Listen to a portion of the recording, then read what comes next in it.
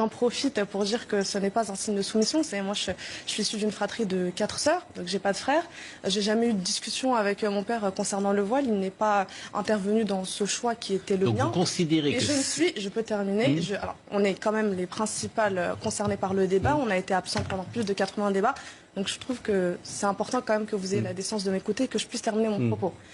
On demande, et vous n'êtes pas la seule personne à poser la question, on entend souvent dans les débats publics ces questions-là, pourquoi on porte le voile, mais moi ce que je ne comprends pas, c'est la différence de traitement médiatique, puisque j'entends rarement des personnes se demander pourquoi les sikhs portent un turban, ou pourquoi certains juifs portent une kippa, ou pourquoi certaines femmes juives portent un foulard, puisque, alors, dans la tradition musulmane, vous avez des femmes qui portent le voile, mariées ou non, voilà, il n'y a pas de corrélation entre ces deux choses, et dans la tradition juive, je ne sais pas si vous le savez, les femmes se couvrent après le mariage.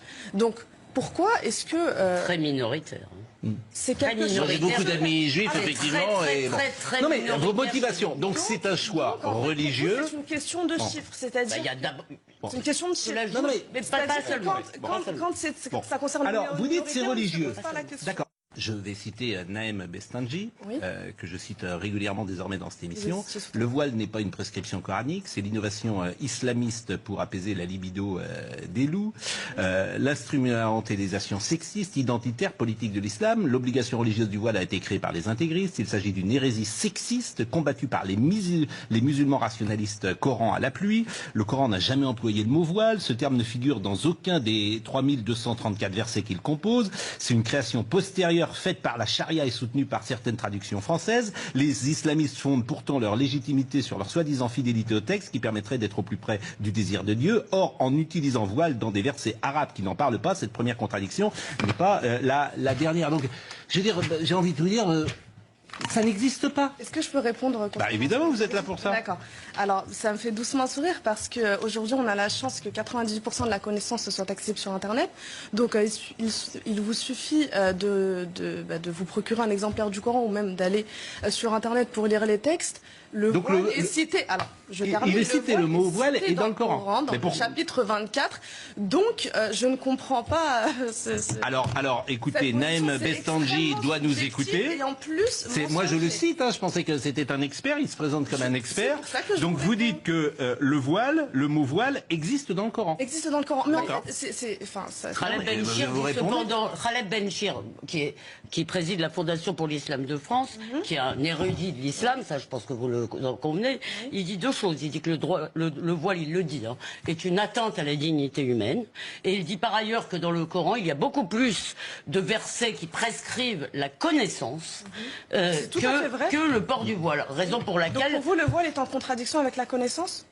C'est une question. La laïcité, comme vous le savez, repose sur 3 principes et valeurs, à savoir la liberté de conscience, donc et de manifester ses convictions sans perturber l'ordre public, ce qui n'était, je pense, pas le cas, en tout cas, au sein du Conseil régional. Vous avez également la séparation entre les institutions publiques et les organisations religieuses, et enfin, l'égalité de tous face à la loi, quelles que soient les convictions ou les croyances. Donc, moi, je me demande, aujourd'hui, je me pose la question, est-ce qu'on défend la laïcité ou est-ce qu'on est en train de tomber dans le laïcisme? Puisque la laïcité n'est pas une nouvelle religion qui tend à effacer ou à supprimer toutes les autres, c'est l'art de vivre ensemble. Vous dites que vous n'avez subi aucune pression, je vous crois complètement. Est-ce que vous n'avez pas le sentiment quand même que justement c'est pas le cas, notamment dans les quartiers, où là il y a une vraie pression sur les filles, sur les jeunes filles, pour qu'elles... dans les quartiers. Et ça n'existe pas. Et ça n'existe pas. Mais pas du tout. En fait, il y a aucune, vous pouvez dire dans les quartiers, il y a aucune jeune fille qui subit une pression de sa famille, de son père, de ses frères. Dans le quartier et du quartier. Ça n'existe pas. Est-ce que je peux répondre? Oui. Alors, je pense il doit exister des personnes qui portent le voile sous la contrainte, qui portent le foulard sous la contrainte. Aujourd'hui, ce que je vous dis, c'est que ce n'est pas la majorité. Et on est nombreux à avoir l'impression que vous voulez généraliser en fait ce phénomène isolé et nous coller cette étiquette. Moi, et la deuxième question. Et la deuxième... Alors, je peux terminer. Oui, mais on a j'aimerais, ce serait agréable de pouvoir terminer mon propos. Non, mais votre réponse est claire. Non, elle est claire, mais elle n'est pas complète. Donc, moi, je tiens à rajouter que quand on associe le port du foulard à l'inégalité homme-femme, moi je me sens oppressée par la vision de certaines personnes misogynes et machistes qui veulent définir à ma place la notion de liberté. Pour moi, ça, c'est une vision liberticide. Moi, je défends un féminisme pro-choix, c'est-à-dire que la femme doit être libre de se vêtir comme elle veut, de porter une mini-jupe, un couvre-chef, un chapeau, un voile, ou ce qui lui chante, sans que qui que ce soit, puisse lui imposer de faire autrement. Le voile peut vous heurter personnellement. De là à faire une loi pour empêcher les femmes de porter leur voile, lors des sorties scolaires.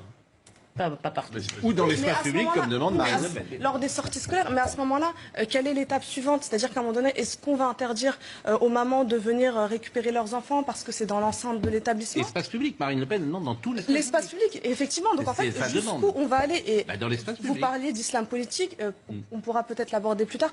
En tant que musulmane, je ne comprends pas ce que signifie islam politique, donc peut-être que quelqu'un ici pourra définir cette expression. Vous disiez que 60% des Français, et c'est les chiffres que vous avanciez, étaient dérangés, mais en fait, ça ne m'étonne pas, suite à l'acharnement médiatique. Aujourd'hui, vous allumez, c'est une réalité, vous allumez les chaînes de télévision, monsieur le disait tout à l'heure, on représente moins d'un quart de la population française, mais on occupe, je termine, on occupe plus de 3/4 du débat public. Donc la question que je me pose, c'est comment est-ce que vous expliquez cette disproportion quand les enfants ont à peu près entre 2 et 3 ans, ils comprennent quelque chose qui est assez difficile à appréhender, c'est la notion de concept. C'est-à-dire que si vous allez avec un petit enfant, vous promenez dans la rue, vous croisez un labrador, il vous demande qu'est-ce que c'est, vous répondez un chien. Vous allez croiser un chihuahua, il va vous demander ce que c'est, vous allez répondre un chien. Ça va être compliqué pour lui de comprendre qu'un chien, ce n'est pas associé à une image, mais que c'est un concept, donc c'est 4 pattes, un animal qui aboie, etc. Ce qui me désole aujourd'hui, c'est que j'ai l'impression que pour beaucoup de personnes dans la sphère médiatico-politique, la réflexion est restée à cet état primaire. C'est-à-dire que souvent, l'islam, c'est une paella dans laquelle on parle de voile, de terrorisme. Alors on parle de la situation dans les pays musulmans. Ça n'a pas été le cas dans cette émission. C'est terminé ça. Bon, je voudrais ça arrive souvent. Je remercie Sarah El-Attar qui est manifestement brillante, très intelligente, très argumentée et très solide sur ses convictions. Et je porte un foulard.